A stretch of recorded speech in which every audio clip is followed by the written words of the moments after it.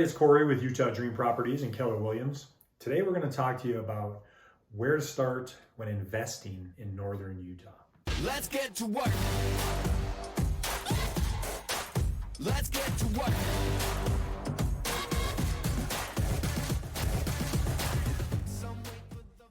Okay, so I've got some notes over here and I've got a few points to go through with you, and we'll talk about starting investing. And the very first thing you want to do, of course, is you want to set some goals and you want to do some research. So we're going to kind of combine those two things.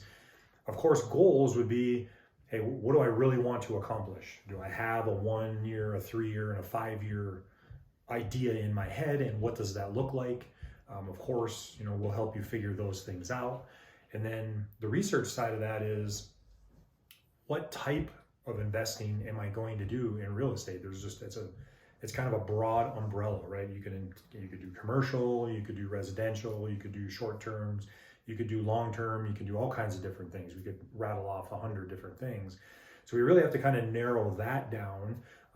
Which avenue do you want to go in, or multiple, depending on your financial situation and how big you want your portfolio to be. And then the next part of that is drilling down even a little further. Let's say short-term rentals is something that you're thinking about. What are the local laws that are going to affect what I want to do in a certain community, or from state all the way down to a small community? What do those laws look like? And then there's other things too. If you're going to do certain investing in commercial, maybe you get some tax breaks in certain areas, or there might be some opportunity zones within a city that maybe we need to concentrate on this area, and that would be the best for you. So we really want to make sure that we know what your goals are, and then we really start drilling down on the research side of things to make sure that we're going down the right track for what you want to accomplish. Don't worry about that. We'll help you with all those things. You just call us or contact us, and we'll help make sure that happens. We help build those portfolios all the time. So an example of what we're talking about, let's just use short-term rentals as an example. That's kind of a buzzword right now. A lot of people are talking about that. Some people are getting in, some people are getting out of those. So a short-term rental, when we're talking about laws and things and research, of course, we got to decide, hey, does the city allow them? And one example is Ogden City. They allow them, but you basically have to be on site as a primary residence, and then you can use like an ADU or a separate part of your home or something like that to do them.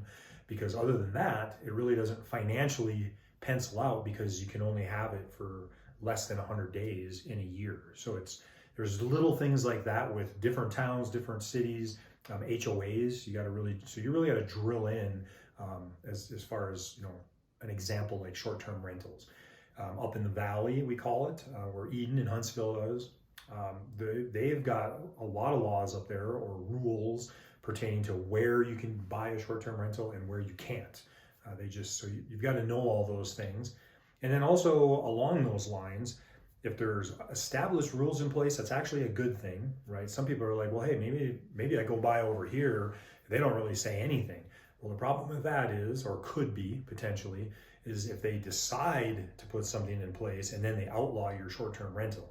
Well, there's pros and cons to that too, right? So if that example happened, like for example, Layton doesn't really have a lot of rules around short-term rentals right now.